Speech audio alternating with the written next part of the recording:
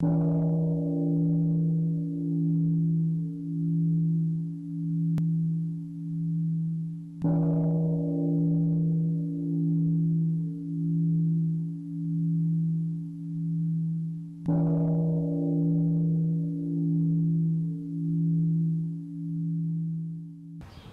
Thầy, dear Sangha,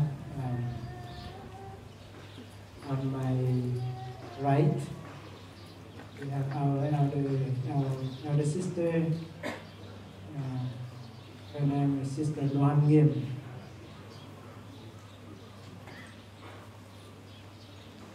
She's now in Thailand. From Sister Chandit, Sister Annabelle, who gave the talk on the second day of the retreat. Sister Loan Nghiêm is our second elder sister.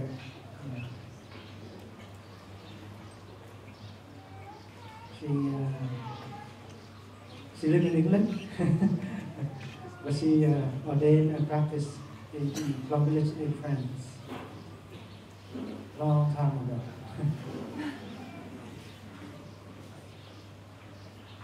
And now she lives in Thai Plum Village and helping training the young monks and nuns and building Thai Sangha.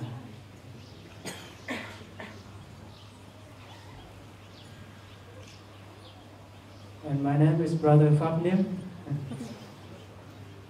In English we call it Dharma mindfulness.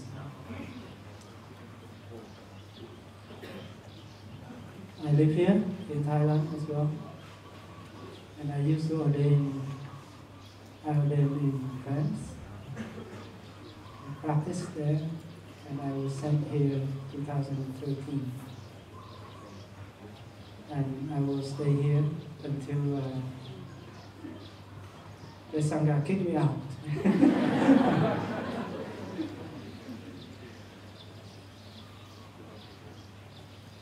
So dear Sangha, this morning we have a session of question and answer. And you can ask questions in your mother language, if you want. But I think we need to have your phone up here. But the answer will be answered in English.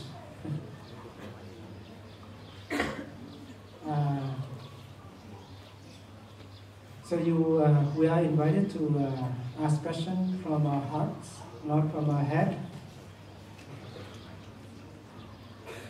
This means we try to avoid from asking questions intellectually.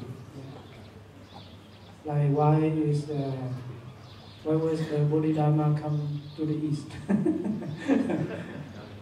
Why the moon is hanging on the sky? Something like that.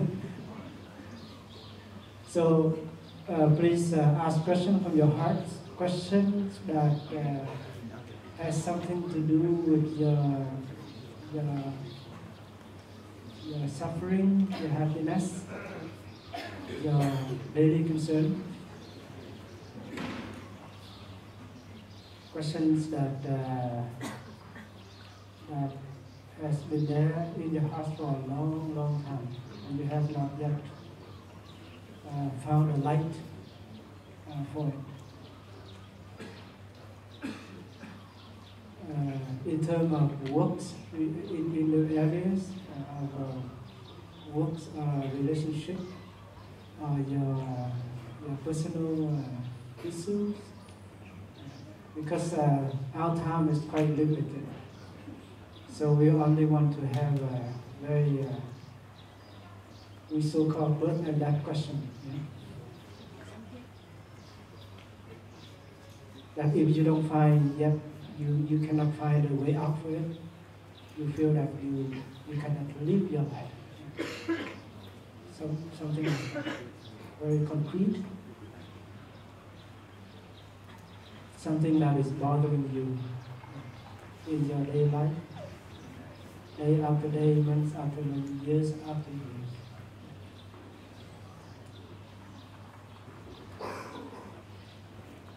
So in order to help us save our time, for those who have questions already, or you are invited to come up and sit in line on this side, or it can be on this side as well, so the chair can move there. So you can come up in both sides. Okay?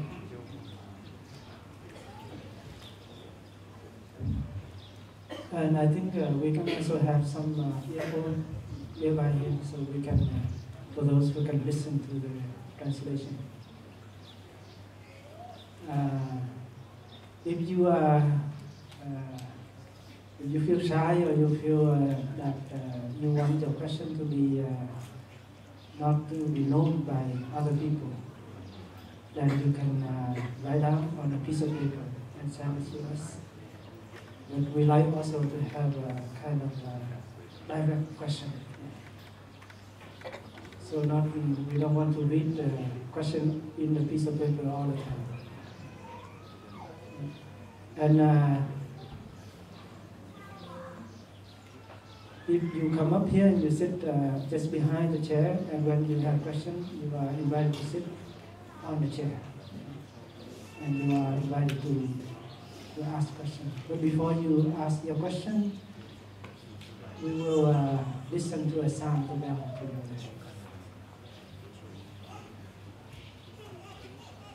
So please, for those who have questions, please come and sit in the line.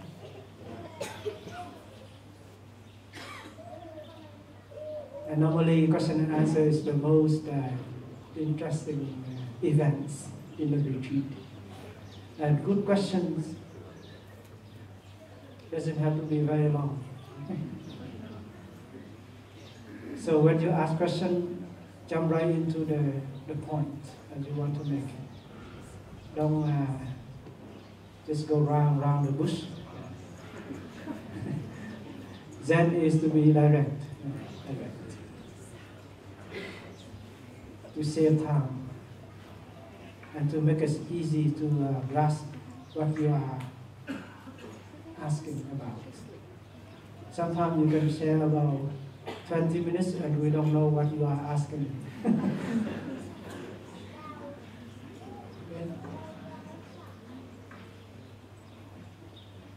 So please come, and when you are settled down, then we'll listen to a sound bell, and then we will be invited to ask questions. First come, first served.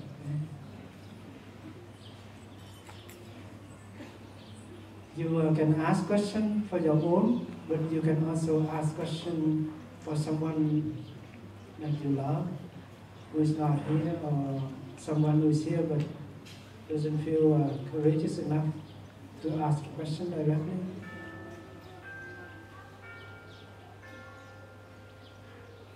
And you also ask for that person.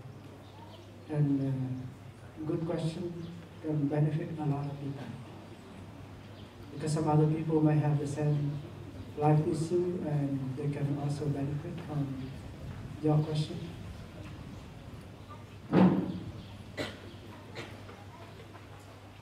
So please come on the left or on the right. You can take along with your earphone if you like.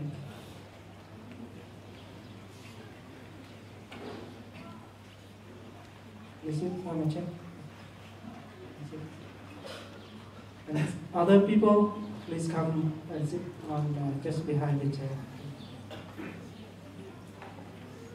So let us listen to the sound now.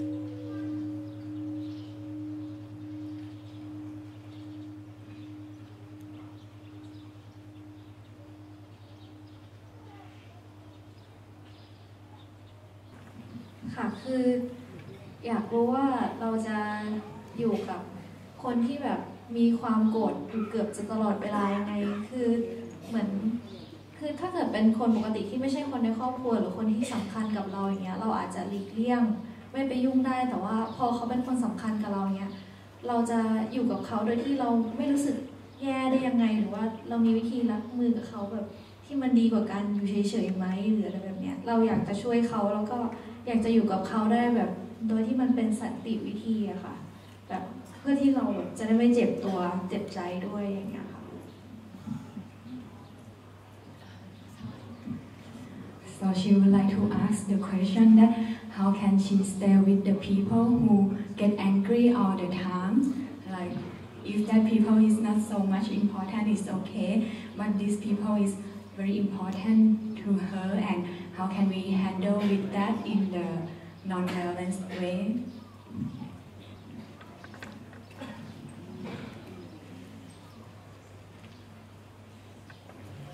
If they are your important people, then we cannot avoid them, right? To my experience, when I live with someone I know that I cannot avoid, and they have some strong emotional things, then I have to learn how to understand them, why and what made them suffer. What is the cause to make them become like that, behave like that? Because we are born not such a person. The way we live in our society or when we grow up in society, sometimes some condition, some things happen in our daily life, it turns us become like that. So we have to learn to understand the cause of making them behave like that, saying like that. If they are your important people, at the same time you are their important people. So when we mean to each other, I don't think we want to hurt each other. Just because we don't know how to express our love, and we don't know how to express the way we feel, sometimes emotional control over us and make us become like that. So the best way to help them or to live with them is to learn to understand them, understand how they're going through their life. Learn to understand what happened to them. So you have to learn how to ask them or listen to them. You have to learn the way. So you're able to see the cause of suffering within themselves. And that's the only way you can live with and help them. Because you're also an important person to them. So it needs a lot of training. And I hope that you can manage to do that.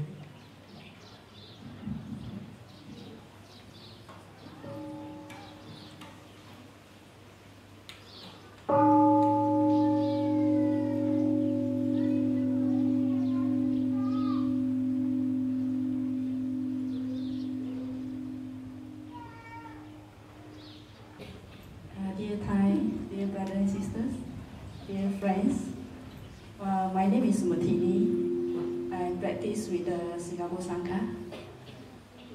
One question is that made my heart beat so fast is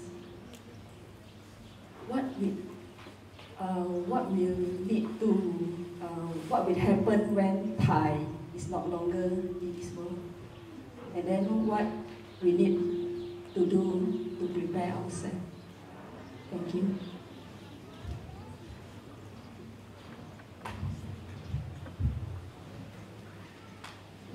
This is a very classic question. Even they were still very strong, and there are people who already, there were people who already asked the question. So what will happen to us, to the Sangha, when they passed away? I think it's happened like this, like what we are doing right now. It's continued to be like that. We still have continued to practice. We continue to build a Sangha. That is one of the biggest achievement of Thay's is to build a beloved, a harmony Sangha, where brotherhood and sisterhood can be touched, can be developed. So if we continue to do that, we know that Thay is there. Right? And in the last few days, we are here sitting together to breathe. And if we breathe mindfully and we enjoy every peaceful breath that we are taking, and it will bring us, help us to be peaceful and free, we know that Thay is there. And if we are able to make a mindful step, whether in the monastery here, or at home, or anywhere we walk, with freedom, with joy, with love, we know that Thay is there. So we have to learn to touch Thay in his ultimate dimension. And Thay once said, if you want to look for Thay, right? You just make a mindful step, a mindful breath, and a gentle smile on your face. And you know that Thay is there with you. You don't need iPhone or Samsung in order to call him. Right? Just make that step, make that peaceful mindful breath, and you are in contact deeply with her. So don't wait until Thay passed away, then we will ask that question. We ask now, and asking that question is not because we are afraid when Thay passed away, but asking that question is like a wake-up bell for us, wake-up mindfulness bell, that we should be able to walk as Thay walk, breathe as Thay breathe. And devote our energy and time also to build Sangha, whether Four-fold Sangha or only lay people Sangha or monastic Sangha. So if we are able to do that, we know that Thay always there with us. So we can let go of that form of Thay. And you see that even Thay is in Vietnam right now, but we know that Thay is here in every moment that we are here. Right? Because we have been walking together, we have been sitting together, breathing together, smiling together, dancing together. Last night, you see. So we see Thay everywhere, and Thay is manifesting in many different forms. So it is clear that Thay will never die. And the truth is that even like in the village in France right now, even when Thay got stroke and he's no longer teaching directly, but there are still many people come and practice. Especially many young people show up and want to become monks and nuns. even more numbers than Thai. You see, so we see that the path is wonderful, and it is clear. So every one of us is Thai continuation, and the Sangha is Thai continuation. So please build the Sangha, because it's a wonderful refuge for every one of us and for many people. So like when Thầy Pháp Nguyện was talking about guiding a little piece of land, it is that to build a place where for our descendants, our children to have a place to come and to be in the beloved community. And that is something that in the 21st century, build a community where young people can come and be part of that family is very important. Because people are now, young people, they don't have a place to come, to go, and to be themselves. And not only that, we also build not only a community of men, a community of all beings. So we plant trees, we grow organic vegetable. It's not just for us to eat, but also in action that to heal Mother Earth in way of growing and protecting the earth environment. Okay? I think we learn to love not the person physical aspect. We have to learn to love someone with their spirit. It's like you love Thai. Don't love him because of his physical body. Love him with his spirit of what he has been done. So you can carry on that spirit within yourself. And you no longer feel lost if you know how to love someone like that. Carry Thai spirit in your breath, carry Thai spirit in your step.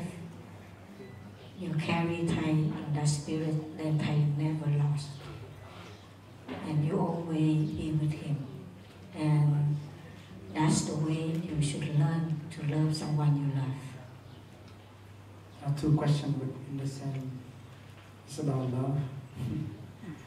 How should I nourish myself with self-love? Love myself more. So I hate myself less. So there's love, there's hate. In one Dharma talk, they said that love is not attachment. Why love and attachment are different? What is love and what is attachment? If I am able to let go attachment, how can I let go love?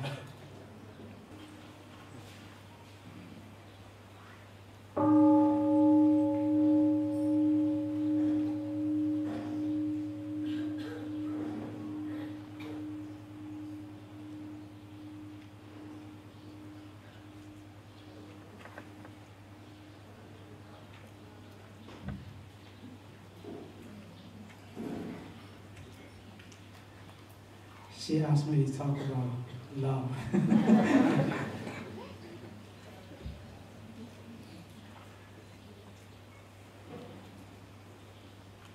Actually,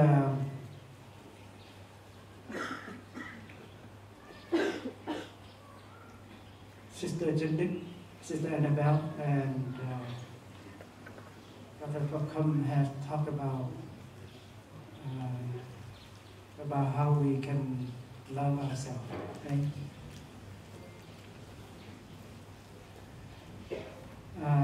The Buddha taught us that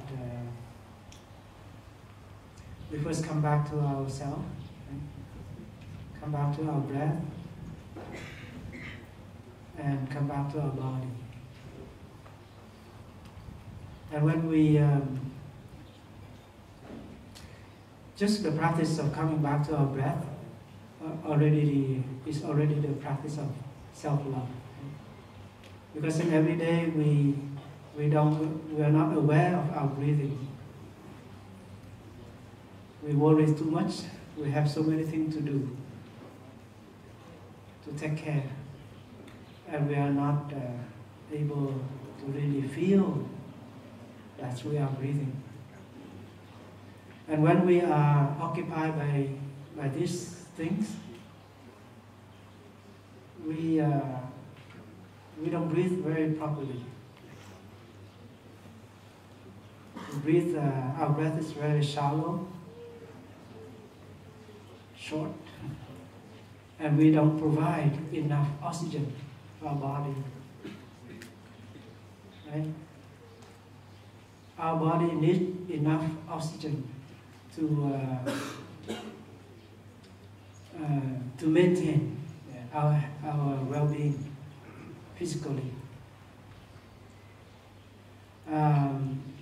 Every time you breathe in and you intake enough oxygen into your body system, your blood has the chance to renew itself. Right? So if you worry too much, if you are so busy of doing this and that, if you don't pay attention to your breath, you don't love yourself. So in the last few days here, when you are training yourself to breathe mindfully and to breathe a little bit more relaxed and deep, you are providing enough oxygen for your body. Secondly, when you practice calming and cultivating peace in yourself, you are loving yourself, because we cannot survive without energy of calmness and peace.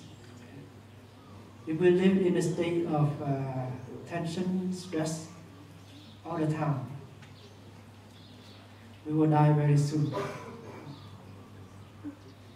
And then when tension and stress become very intensive, then it affects on other organs of our body. We can have a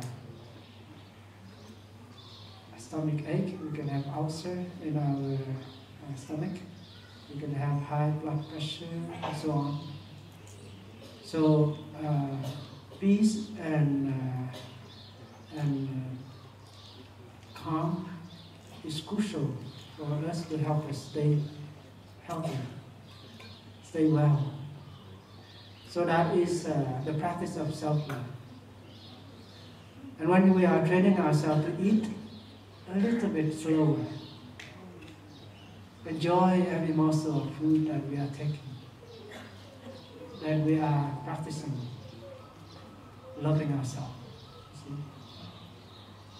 We chew carefully, and when we chew long enough, at least 30 to 40 times before we swallow the rice and everything, we produce more saliva. And saliva is crucial for breaking down the food. So that when we bring it down to our stomach, it doesn't take so much energy to break down the food. Because in saliva there is the substance enzyme. Enzyme help break down the food. Something like this we might have not learned yet, but we have to learn.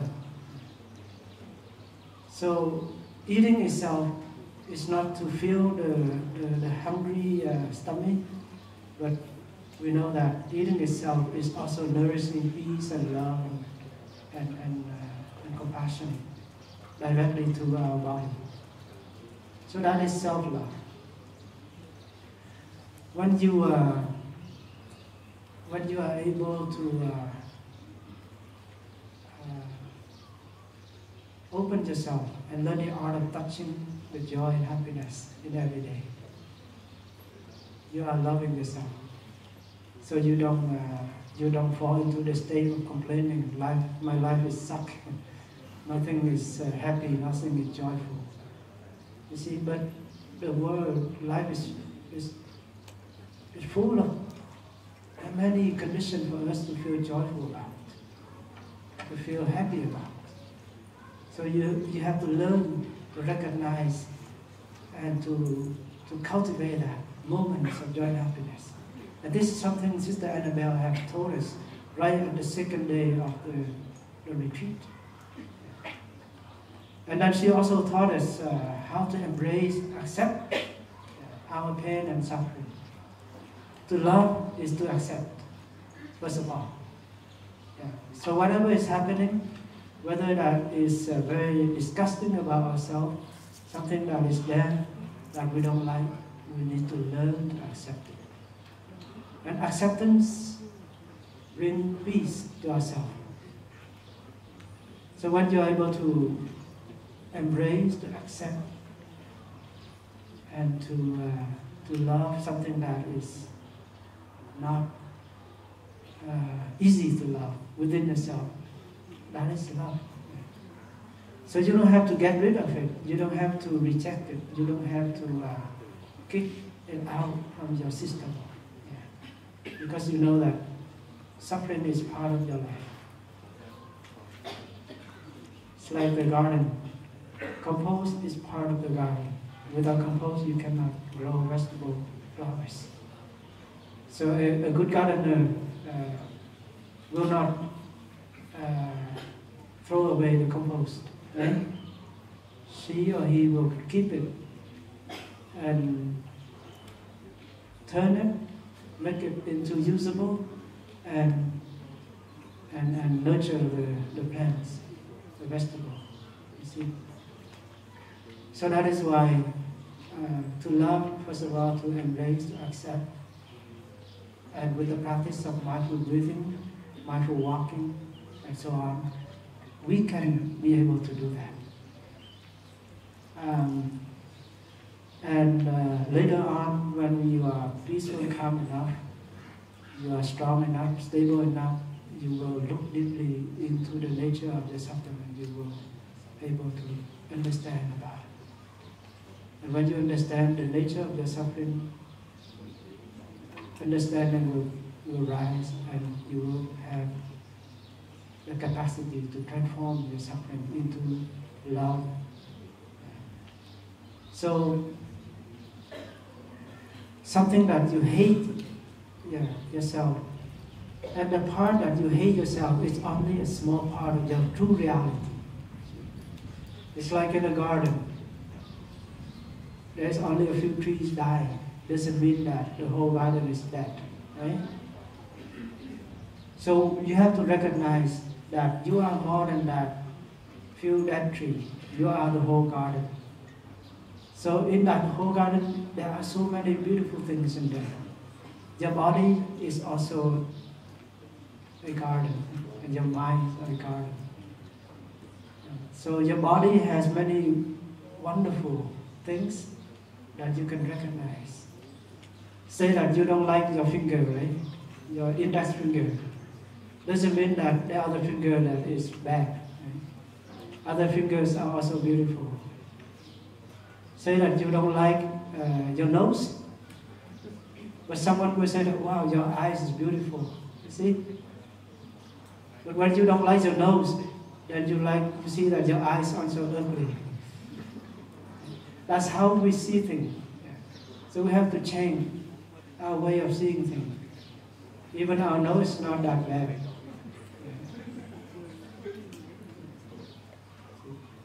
But our eye is beautiful. And there are many beautiful things like that in our body and in our mind. So our body is made of many elements, many parts. Our minds also is made of wholesome and unwholesome. So there are many wholesome things. So something that you hate is just very small compared to the whole reality of your beings. So you don't foolishly hate yourself like that. So that is the way of looking. So suffering and happiness depend on your way of looking at yourself and at the world. So loving something that is so easy to love, we have to learn how to love in that way. And loving something that is not easy to love, that is true love. And Thầy normally said that when you come to a person that she is so loving, so fresh, you just come to that person and benefit from her loving energy and her freshness. You don't need to love her, right? But true love is mean that when someone makes you suffer, or someone that is always get angry all the time and not kind, then you learn how to love that person, accept that person, embrace that person. That is true love. That is love. So that is love and hate. And love can turn into hate if you don't know how to take care of your love. That is happening to many couples. Right? Who first marriage, the first year, 2 years, very paradise. You go to here and there and enjoy your honeymoon moment, and first year, second year, third year, goodbye. You see, because we don't know how to take care of our love, that is why it turns to hate. So in Buddhism, the Buddha taught about 4 elements of true love. That is love and kindness. This means you learn how to be friends with that person. Whether that person is your friend or your wife or your husband, your partner, you remember that that person is your friends. Maitri is like that. And as friends, you don't make each other suffer all the time. Right? But when you make that person into your grasping, your love, she is mine, he is mine, he belongs to me, she belongs to me, then you will begin to suffer. So loving kindness is like you are there for that person, and you love that person in a very unconditional way. And compassion is mean that when you know that person suffers, and you make yourself available for that person, support him or her to go through difficult moments. And then you can also have the ear of Avalokitesvara, that you are there to listen to him or to her, for him or for her to suffer less. So that is the practice of compassion. Because if someone you love suffer and you are not there for him or for her, and when he or she know that you are always find an excuse to be absent, you don't want to be there for him or for her, she or he will suffer more. So to love is meant to be there and to support him or him to go through that difficult moment.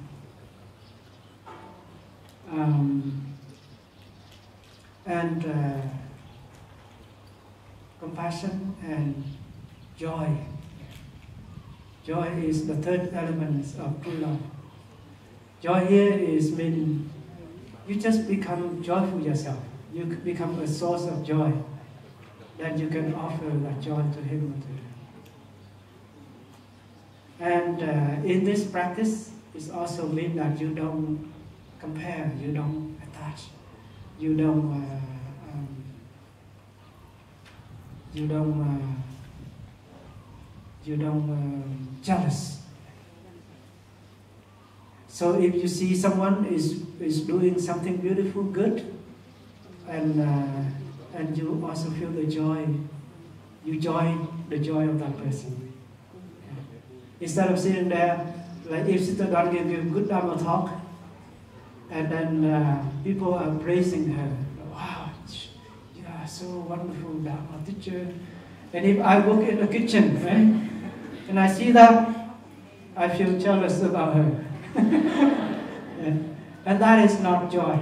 Yeah. That's not true joy. If I see people say, oh, the Dharma talk, so wonderful, it's really helped me transform myself, then I also feel the joy of that when I see that. That is the joy. I also see me in her, and she also see her in me. If I work in the kitchen, she will work in the kitchen. But if she gives a Dharma talk, I also join partly her Dharma talk. That is the way in Buddhism we see about the practice of joy. That is true joy. So this kind of joy is free from jealousy and comparison. So in love and attachment is the same. When the fourth kind of true love is inclusiveness. Upekkha. It means in your love, your true love, there is no place for discrimination. The more you love that person, the more you make that person feel free. You don't put that person in the prison of your hearts. And this is, it's happened in the family also. If you have a few children, and you might find that children is very good. She's doing good in school, she's very kind and follow the order, and so on and so on. And this kid is very annoying. And they are your children, but you love the person more than that person. And that is not inclusive. You still love, you are still fall into the state of comparison and attachment and discrimination. You attach to someone that is good, and you don't like someone that is not. So inclusiveness is that you love that person whether she is beautiful or less beautiful. She is good or less good. You love him or her as the way he is or she is.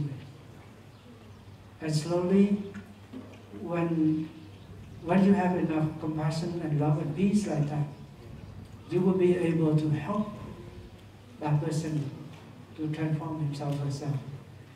If you still have anger and frustration and hate, discrimination in yourself, you will not be able to help that person to transform himself or herself. So people will say that, oh, if you accept that person as the way he is, then you don't want to do anything to help that person to change, right? Is that true love? No. You have to find a way, skillful way, to help that person to transform. But first of all, you have to have enough peace, understanding, and compassion in your hearts before you help that person. So, love in Buddhism is that, and attachment is different. Attachment is mean that the more you love, the more you suffer, and the more you make that person suffer. So, if you have in your relationship, you should ask the question: do you think that I love you truly? Yeah. Do you think that the way I love you, that made you feel pleasant? Right? You have to ask that question with your love. Do you feel enough space? Do you feel free as the way I love you. If you don't, please share to me. So you have a chance to listen to him or to her. Otherwise, goodwill is not enough. Love is there, but if you don't know how to love and how to use it skillfully, you will make that person suffer more. And that is why slowly I turn into hate.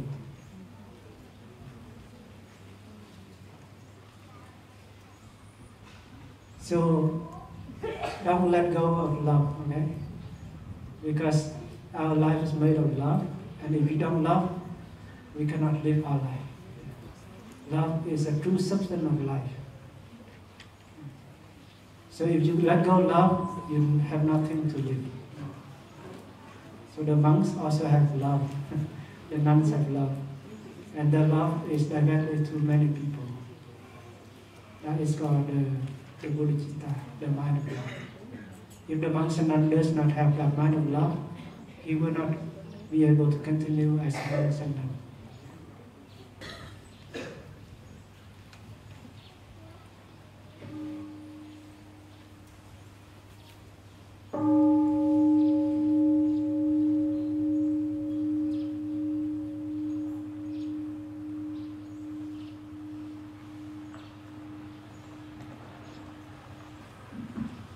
Dear Thai, brothers and sisters, dear Sangha, my question is, I have struggles balancing on understanding acceptance with self-improving. So how can I accept situations which are unfair? And how can I improve things by maintaining the acceptance? How can I be a better person in this world? How can I improve the world with so much injustice? So I'm really struggling with the paradox of acceptance and self-improving. Difficult question. In fact, everything we can change. I said difficult because we need a practice for dealing with these kind of things in our daily life. That is difficult.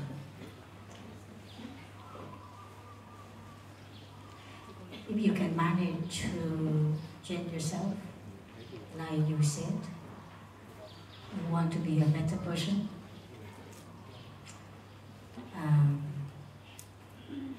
I don't know how you understand yourself to be a better person. What do you mean for that? But living in a community with other people in workplace, to be a better person, it depends on other person. Think of yourself, think about you. In our Sangha, we practice shining light. It's a practice that we request other people to, other brother or sister, what do they think about us? What do we need to improve for ourselves? So we invite them to let us know in order to be a better person. If you are able to do such things, able to listen to others, telling what's wrong about us, if you're able to listen to other people, that's the first thing you need to improve, because not easy to listen to other people telling our weaknesses. Right? But if you're able to do that, you already become a better person. Be able to listen to others is a good thing to do when we live with others. That's why when someone wants to become a nun or monk, we usually allow them to stay with us a few months, sometimes years or 2 years, depending on how do they act with others in the community.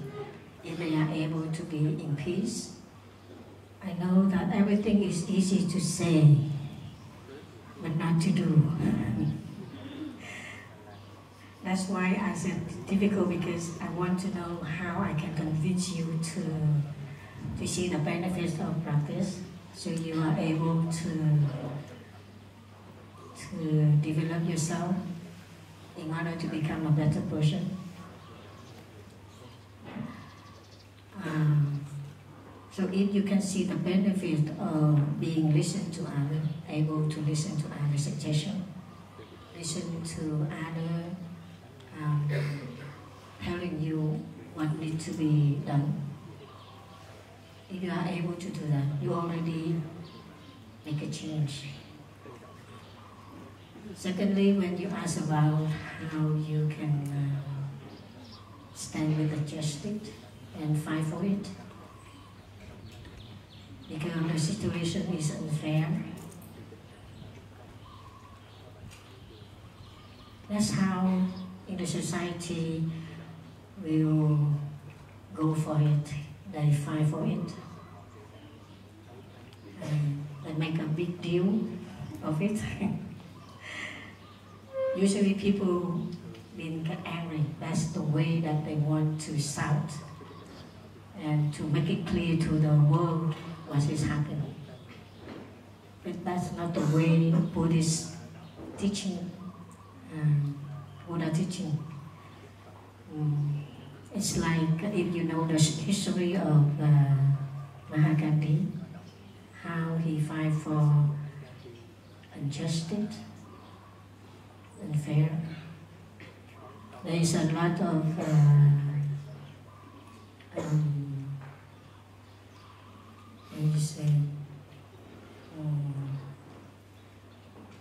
sacrifice. You need to learn how to sacrifice yourself in order to raise the justice instead of fighting for it. You understand what I mean? You need to learn the calm way. The first thing you need to do is calming other people, not the situation. You will need to raise the awareness of other people instead of fighting the situation. Telling other people what is happening, why it's happening. Because only understanding can calm the situation, not verbal violence. That's why I said difficult. Difficult is not because we cannot do it. Difficult because can you do it? If you manage able to learn to train yourself in such a way that you can face the situation calmly, then you should do it. Otherwise, you better take care of yourself first. That's why I said from the beginning, it's difficult. When we become a nun and a monk, we also go for the justice, but we walk in peace. We just raise the awareness to other people, to let other people see how violently they have done to the society, rather than fighting for what is right and what is wrong. We just raise the awareness to the people around the world, so they can make a difference by peaceful way. Okay? So this is not easy work. You need to learn how to be yourself in a better way. Thank you. Thank you.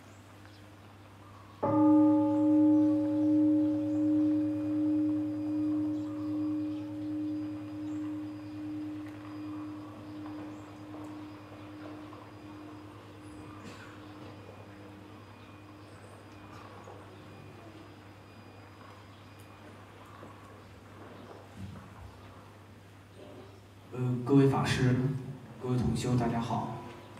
我的问题是关于真爱的。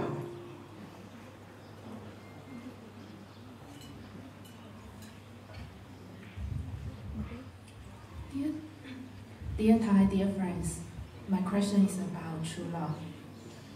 在4年前我第一次接触美村的修习的时候，我听到有一个关于佛教的婚礼这样一个事情。4 years ago, I first learned about Penang Village. I heard that there's a marriage in Buddhism. 当时我就萌生了一个愿望，我希望能够举行一个佛教的婚礼。So at that time, I had a hope that I could have a marriage ceremony in Buddhist way. 当然，现在这样一个愿望没办法实现了，因为3周之后我会和我的爱人在我们的家乡有一个婚礼。But my dream could not come true because 3 weeks later I will have a marriage ceremony in my hometown with my fiance. 这个问题是关于性行为，什么是贪欲的性行为，什么是合理的性行为，包括在我们日常的生活中要怎么样去转化我们的性的能量。My question is about sex. What is sex for desire, and what is sex for reasonable reason? And in daily life, how can I take care of my sex energy?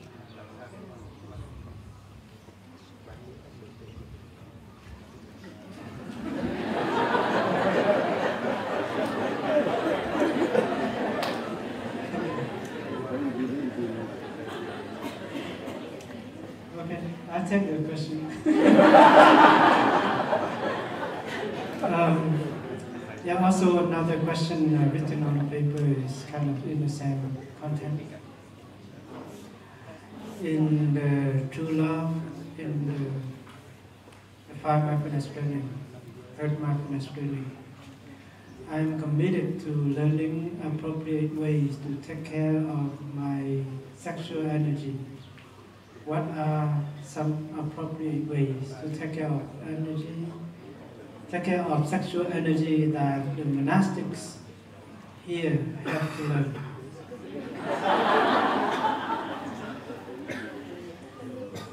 I would appreciate if you could share some tips.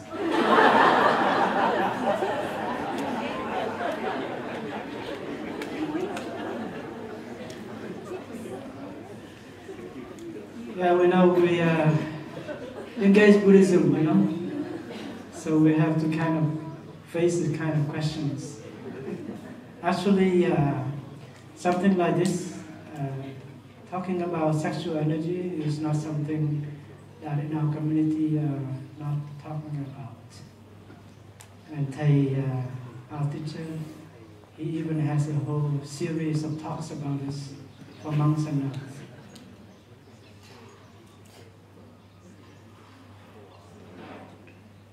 You can sit here.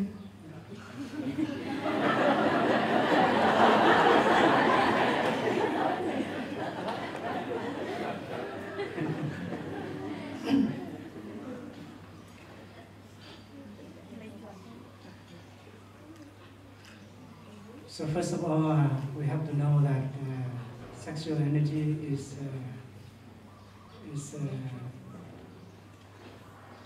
something that we all carry within us as human beings.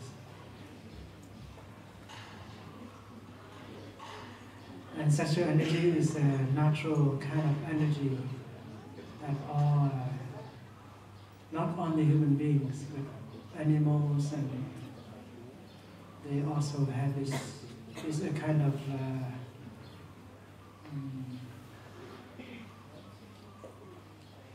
energy of wanting to be continued. To be continued as human beings or as animals in their own manifestation. So all species, they have the way to continue their life. So human beings, in order to continue as human beings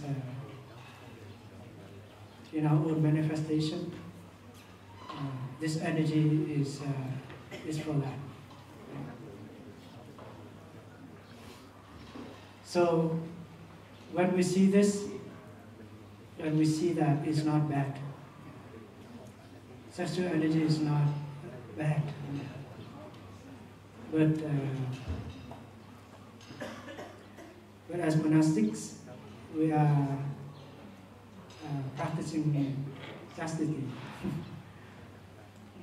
It's not because we see that sexual energy is bad, but we want to preserve this energy in order to realize the way, and also to serve our bigger love. Which means we have more space. We don't have to get caught into families' issues, strings. We have more time, more space in order to invest our whole life into practicing, realizing the way, and serving all beings. So we want to, it doesn't mean that this kind of energy is not there in us as monastics. It's there, and we are learning how to handle this energy and channel this energy into understanding and compassion. So one of the ways is that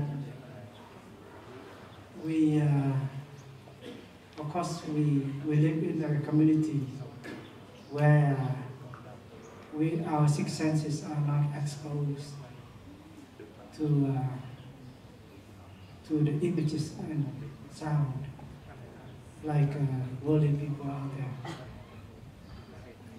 And we try to create our life, our daily life in a way that we can help channel this energy. So that is why you see monastics also play sports. They play football, volleyball, badminton, they do bicycle, they so on. That is one of the tips, one of the ways. I remember when I take care of a young adult in Plombiris in France, normally we have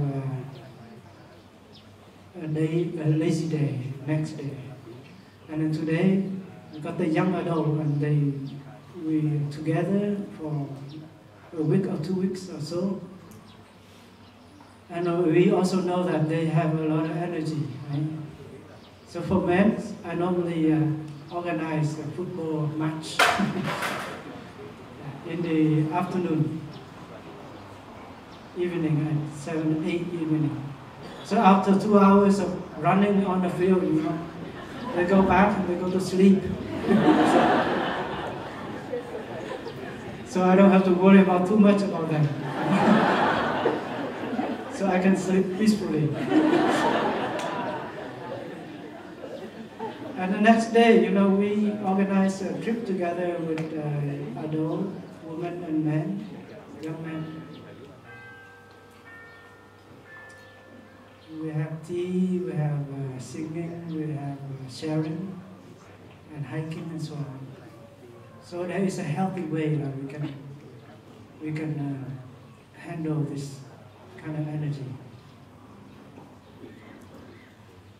We organize our monastic life that we find a joy in learning the Dharma and building brotherhood and sisterhood. So in our community, we don't just like forbidding monks and nuns for being hanging out together. But always try to hang out in groups, and then we build that bondage of monastic brotherhood and sisterhood. And then we share about our ideals, how to better our life, how to help people better. So this kind of sharing and trying to organize things that we can do in order to channel this energy. So retreats like this is also one of the ways. Yeah, you are coming here, and we are here being with you and helping each other. So it's also one of the ways that we can channel this kind of energy. Because when there is true love, there is the meanings of our life, then we know that it's easy for us to overcome this kind of energy. And that is why when you are here in the monastery, you are also advised not to wear things that are so, I don't know how to say it. But it's kind of helping us to kind of having appropriate attention. So you are not allowed to wear short, and you don't put on perfume when you know, things like that. And our teachers, even he allow us to have 20% or less of little attachment. And because he knows, he understands that young monastic is some, you know, when you fell in love with someone, it's natural. But you only know that you just have it about 15%. So you keep that. You don't suppress, you see? You don't suppress, but you allow that energy to be part of your life until you slowly understand about it and you transform it. But you don't go too far about 15% or 20%. And you are in the protection of the Sangha.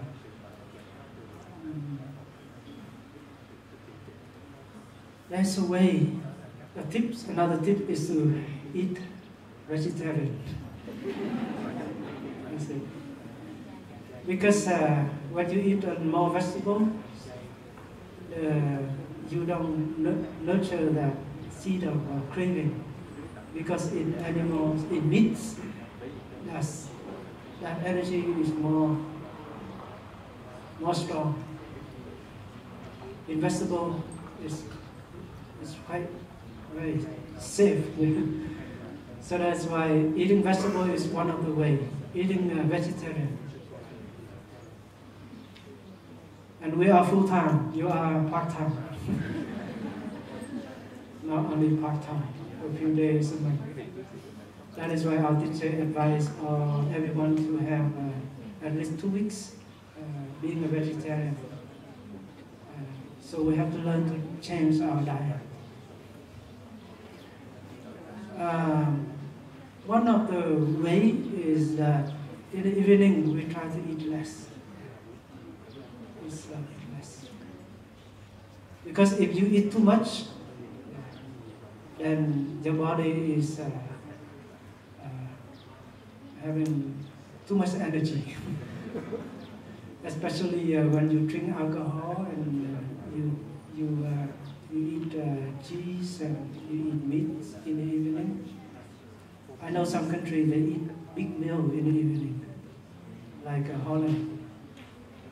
Holland they eat big meal, breakfast and lunch very small. So that is a monastic culture. You eat less in the evening. You eat proper meal at lunch. Even breakfast they eat less. So eating is also playing a big part of in watering seed of sexual energy. So we have to look deeply into that, into our diet, and find a way. And every day we should not expose our senses to film and magazine and stories that trigger that water seed of sexual energy. And sexual energy, to me, I think we have been water seeds, and then we have got into imagination, and that's more dangerous. So naturally, it's quite simple. Like animals, and it's just for reproduction. But because people making it become very artistic, yeah, and make it when you expose your six senses, become part of your imagination. You imagine more than the true reality, and it is.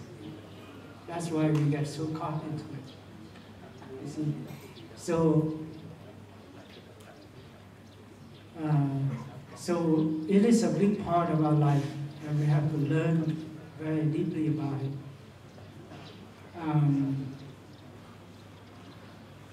But in a family, I think I remember one time when I said in the apartment long time ago, for our lay people, that sexual can be mindful. When you receive the 5 mindfulness training, and you know that you love your husband, your wife, and you know that when you come together as two bodies, you are making a very sacred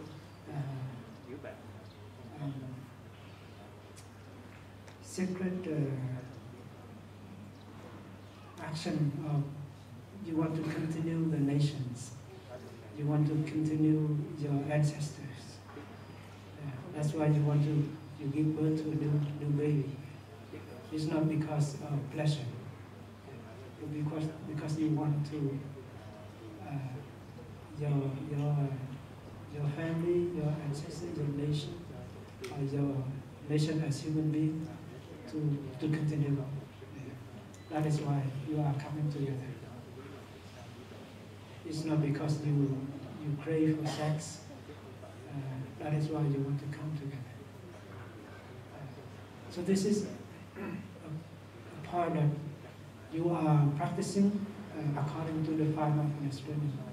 And that is why when you perceive things in this way, then you know that you only love your wife and your husband, and you don't go out and love someone else behind her or behind him. And this is true love. So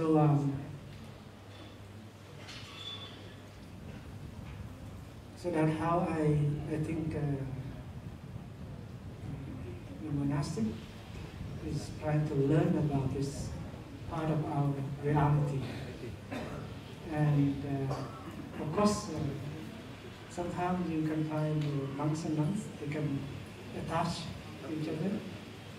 But in the light of and protection of the Sangha, they can be helped. And slowly they can go through it, transform it. But if some monastic, they are not able to overcome, and they attach to a way that they want to disrobe and they want to manage and build family, that's fine also. And we don't see that is a failure, because they cannot continue as monastic life. So they continue as a lay life. And nothing is lost. Because they visit the practice, and they will practice as lay people, and they will transmit that to their children, the art of mindful living. And who knows, that in 15 years, their children will come and become monastic. So we are here still, we are here waiting.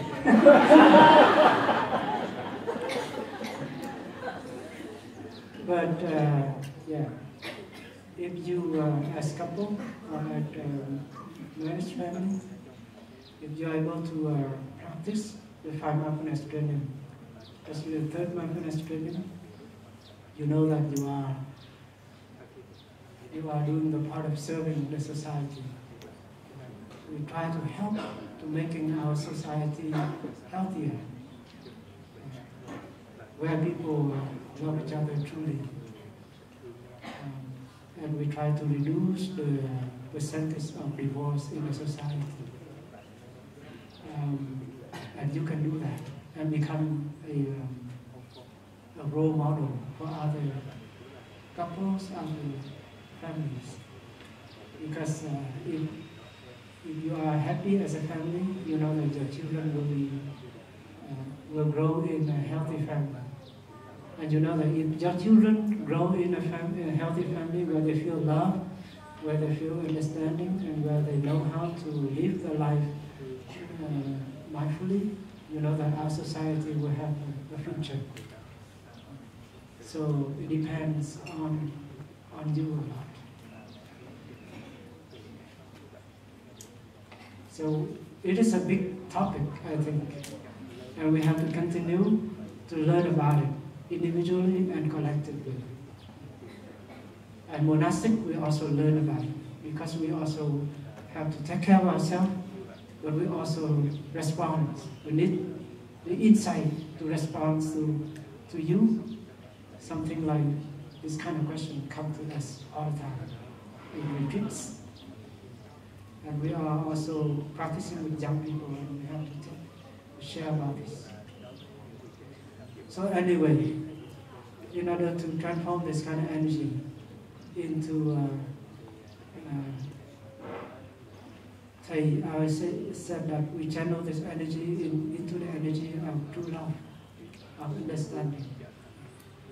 And as young people, if we have ideal, we have deep aspiration, that we want to do something to help our society to suffer less, then we bring this energy to develop into understanding love and building our society. So we don't have much time to spend into this area. And that is the way. And that is Mahatma Gandhi. He did when he struggled for his nation, for peace and injustice. And he stayed away from sexual activities. And he told his wife that from now on, I want to practice chastity so that I can devote my whole energy into helping our nation to be free from the injustice.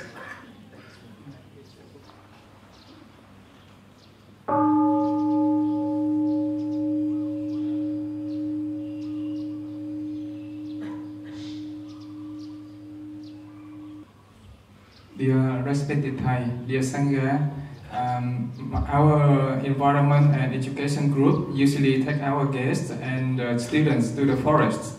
So we also introduce the breathing, mindful breathe, and mindful walk.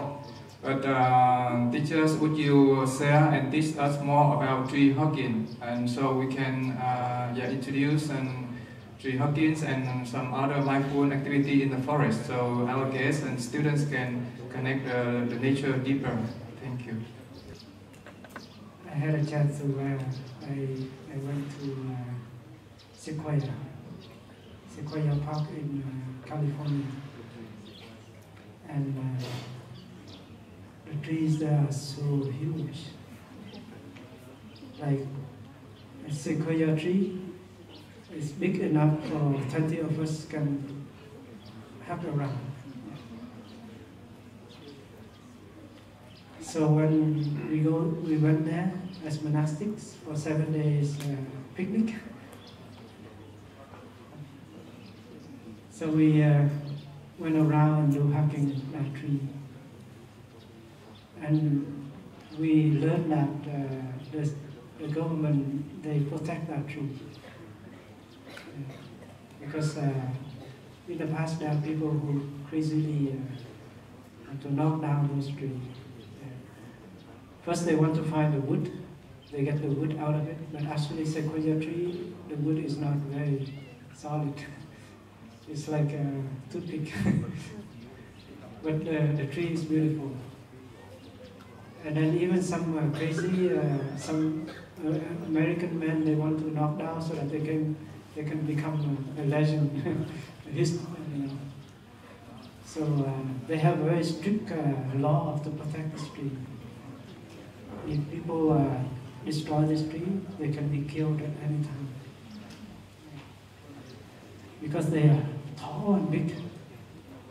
So when we do hugging trees like that, we bow to the tree. And then we breathe in mindfully 3 times. And then we hug the tree. And we know that bowing and hugging this tree, the tree has been standing there for even 3,000 years. And you know that the tree has gone through many storms, many weather crises, and they still standing there.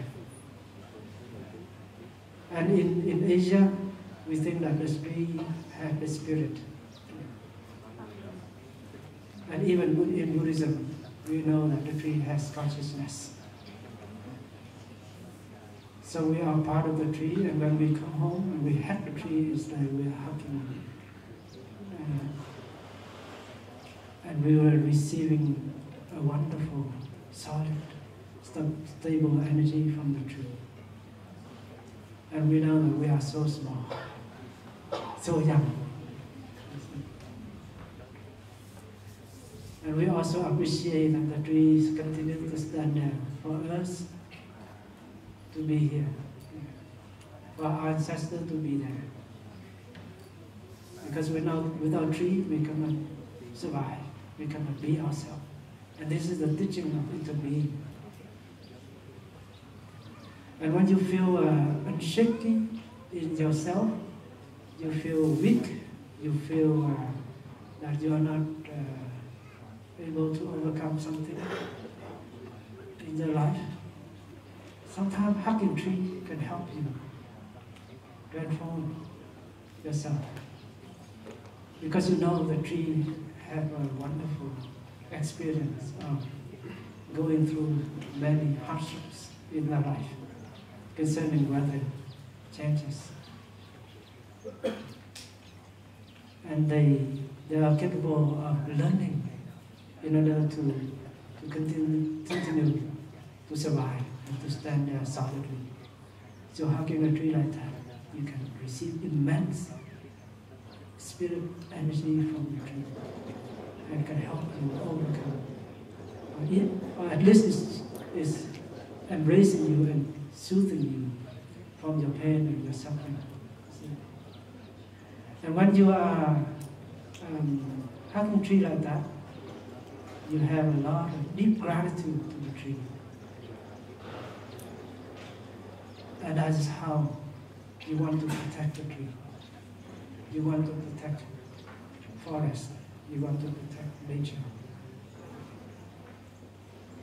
So with love, with gratitude, with the insight of interbeing, when you hug the tree, you can get healed, and you also give rise to the mind of you want to protect trees, plants, forest. And this is a wonderful practice. We don't have so many big trees in our monastery yet. We have some, have one at the Buddha, White Buddha. I think that maybe has been there for a long time. And then other trees like over here, cây me, tiếng Anh là gì quên rồi? Tamarind tree.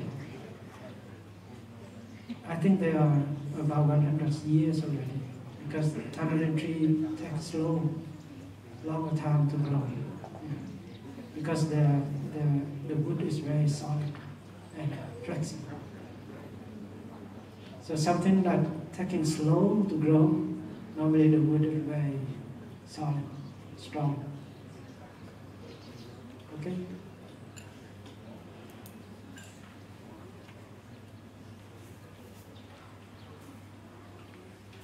This is the one who So he gave a wonderful dance last night.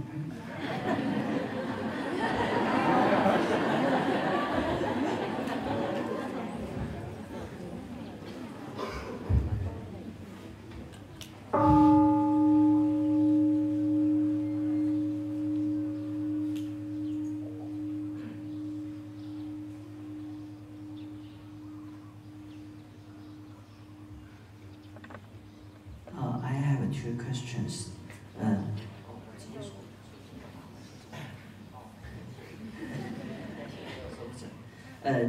有一个问题是，我跟我的老婆可能会经常性的会对同一个问题，然后会产生不同的理解。那么就是比如说是，我们可能针对一个问题在说的时候，可能我的表达，就是我也是自认为我是没有带一些情绪在说话，但是呢，我的老婆她会认为，我的这样的一个表达，她会受到一些指责。那我们经常性就是这种问题是经常性的，为这种问题的话产生一些争吵。那我这个的话也希望法师能够给予一定的这个指导。那么第二个问题是关于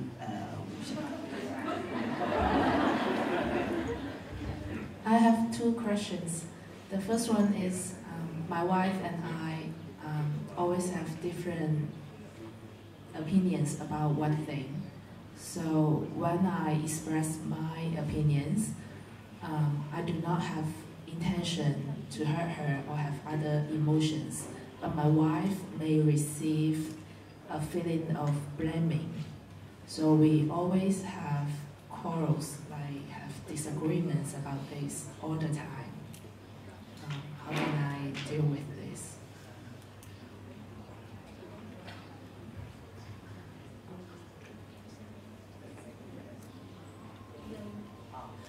第二个问题是，真德法师那天在我们做开示的时候，有提到说，正念它其实是一种生活方式，就好像在西方的很多基督徒，但是他们也在练习正念。那么，既然正念它是一种生活方式，它可能是超出了宗教，也超出了国籍。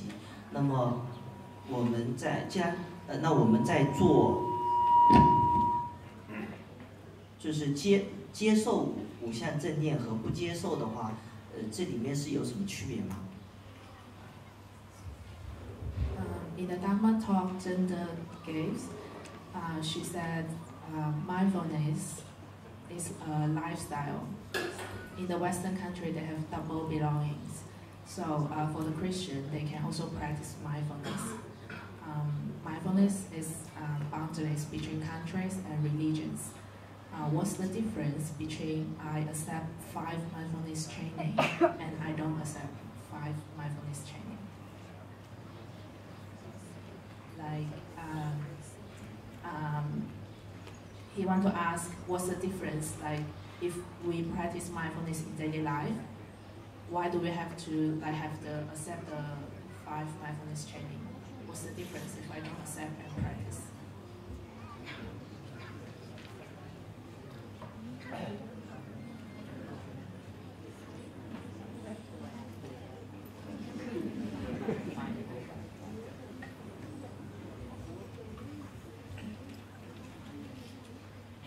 For your first question,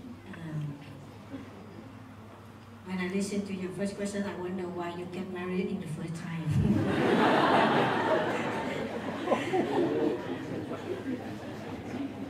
Because if you have a different opinion from beginning, how can you get along?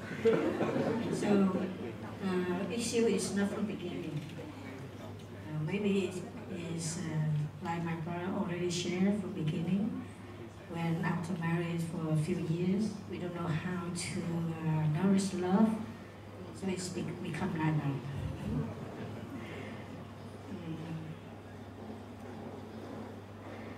To my understanding, woman side, we like everything to be clear. Everything has to be clear. And men, not so clear.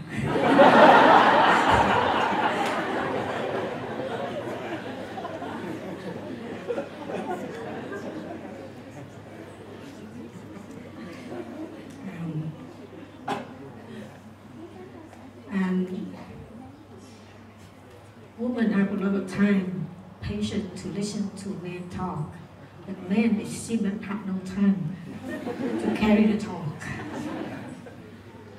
And I think the problem is from that.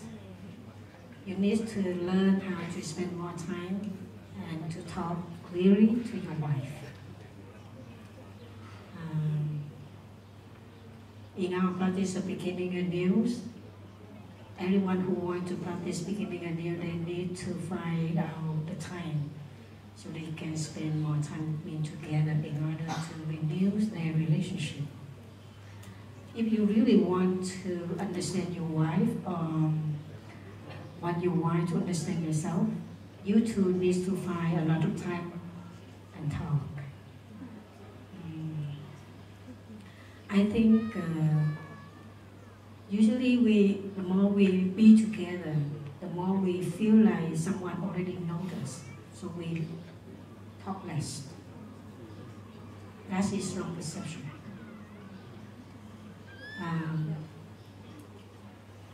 We need to spend more time to talk to each other because sometimes we have been changed.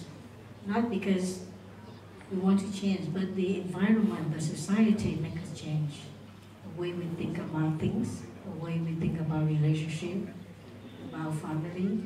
So there is a lot happen in our life, and that makes us change slowly. We didn't know.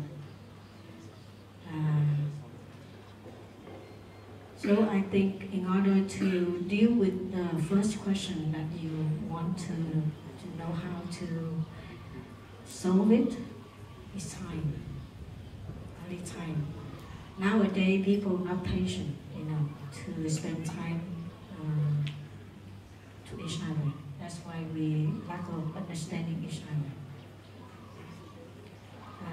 If you learn in the Dharma discussion, we always share that someone sharing, we just learn how to listen until that person finishes their sharing. If you can manage to bring this practice home with your wife, while she's talking, listening.